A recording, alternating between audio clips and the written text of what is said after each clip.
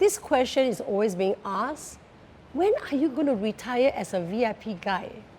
My girlfriend, my family, my relative, whenever they ask me, I say, I will retire when I can't walk around the park.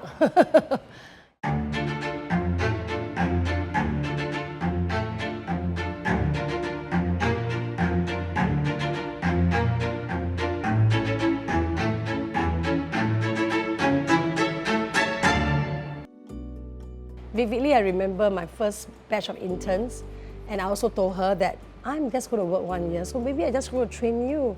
And now she's 32, she has 2 sons with her husband here to the theme park, where she saw me. Mama, Susie, you're still here? I said, yeah, 15 years, still counting. Hi, my name is Susie. I'm with Universal Studios Singapore, and I am a VIP tour guide. And I'm also a content creator, and I just turned 58. Being 17, 18 years old, you know, you don't have your license, you are new into the community, you are amongst guys that have been in love with cars since they were 6 years old, you know, there will be doubts. Hi, my name is Gladys Lam, I'm 29, 30 this year, and I'm a Singaporean race car driver.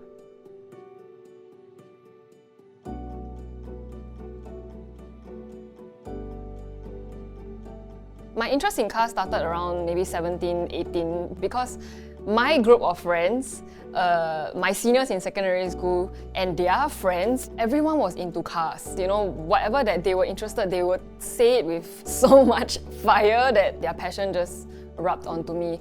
So the love for cars eventually evolved into the love for driving. I got into the airline as a cabin crew with Cathay Pacific, and that was 19 years old. I was flying for 18 years. And I said, okay, I'm ready to be grounded. And I decided to raise my daughter. I said, okay, that's it. You know, I'll just take a break for 1 year. And now 6 years I was with her, but no regrets. Through the airlines, I got into traveling quite a lot. Every time I go to any country, I look out for a theme park. And I love Universal Studio Hollywood. So when they say going to open in Singapore, I said, oh, I could have worked there. For me, I was so new, I was so fresh, I was asking questions a lot. And it may get irritating sometimes, you know, looking back. I got a lot of, shut the up, you don't know anything, who are you, go and get your license first. Why don't I belong? Yeah, so the more questions I ask, the harder I learn, the more I show up. That's where I started to find my true friends. The ones that didn't question why I am there, the ones that was quietly supporting. I think that was the most important one, but they didn't doubt my presence, yeah, or why I was asking these questions, or why I wanted to learn more about cars, which was like, you know, a male dominant scene and stuff like that, but I didn't see it that way. So what happened is that I walked in and I applied as a retail sales association. And then after working for 14 months, somebody was just telling me, maybe you should be a VIP guy, you know, since so many years of experience in the airline. And you get to talk a lot, or rather engage with the guests. So I applied and I got in, and there's no turning back.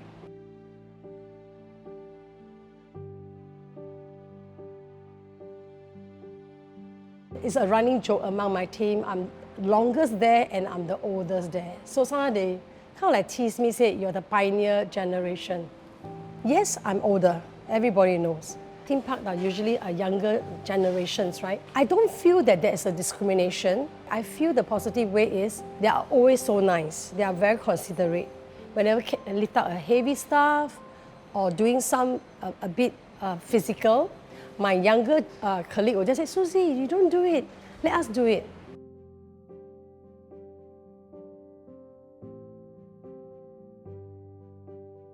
Being a female, it can be like a double-edged sword. Because when it comes to racing, subconsciously, on the results page, everyone is looking for the girl. How is she doing? It's like this natural spotlight on you. So it can be very stressful, because you know that all eyes are on you. But at the same time, this is where you can really prove yourself. Your hard work, you showing up, these are all things that people will notice.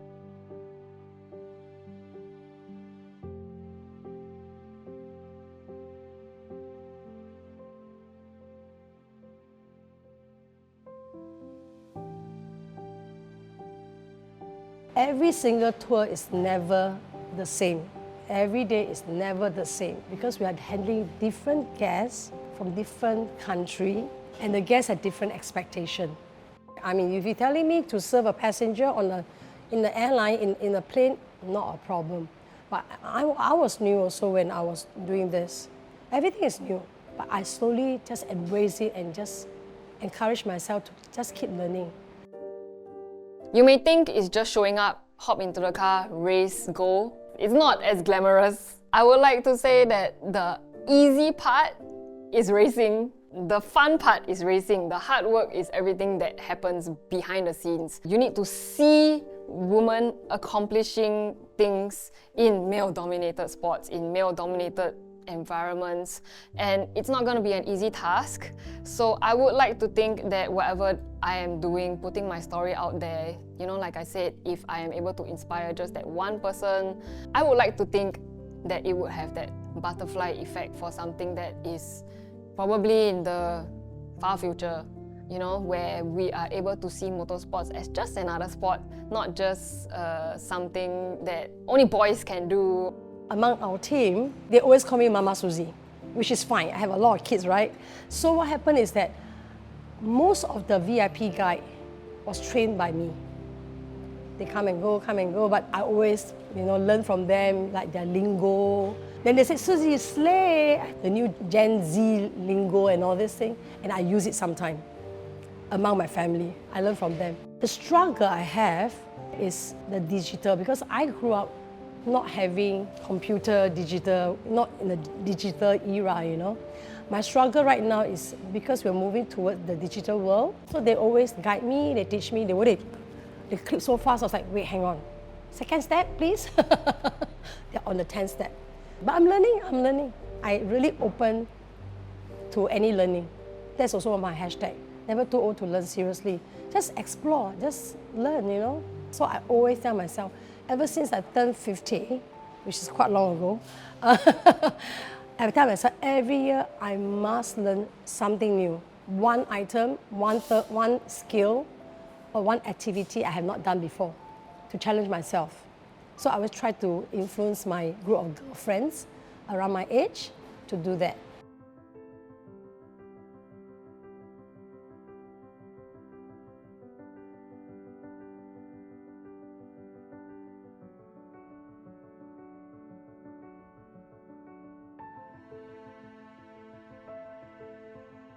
It's very weird because you can be 18, 20, 30, 40, and as a female, they already expect you to be either you are OP or you suck.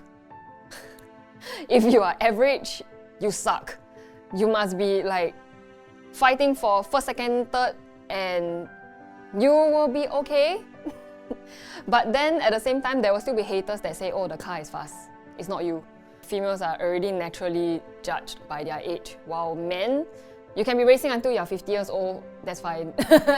There are still racers that are 60 and still racing. Last year, I decided to do charity work, and I also stumbled into this group cosplaying at my age. I always want to be a Wonder Woman, so Susie, I think you can do it, why not? Just do it, So I was nervous, but I did it, and I'm so happy because right now I'm a ward entertainer in KKH.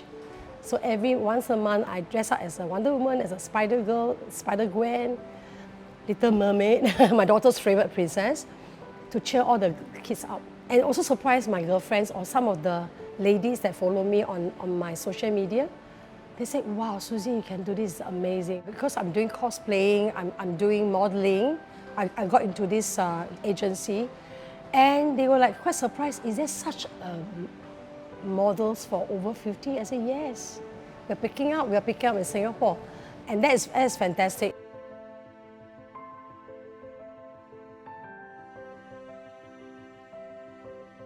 It is quite sad that not just me, but many of my female racers also do get misogynistic comments from people online to their face. But For my case, I do not only have support from like my family, but my friends also, my male friends also do openly share their support for me, you know, to ignore the comments, to ignore the hate, and just keep doing what I am doing.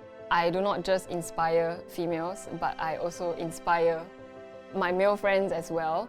So I really think it's important to have a good support system.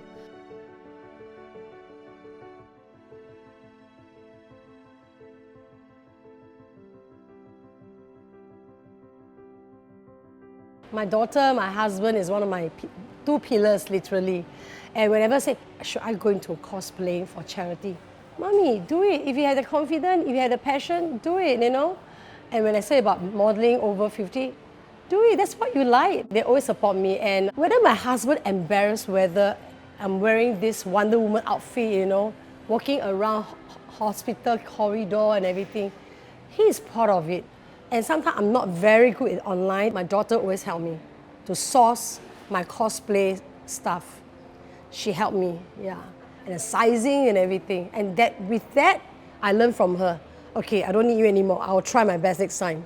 So when people tell me that you are doing good enough for a girl, it doesn't sit well with me because I don't want to be simply pigeonholed by my gender.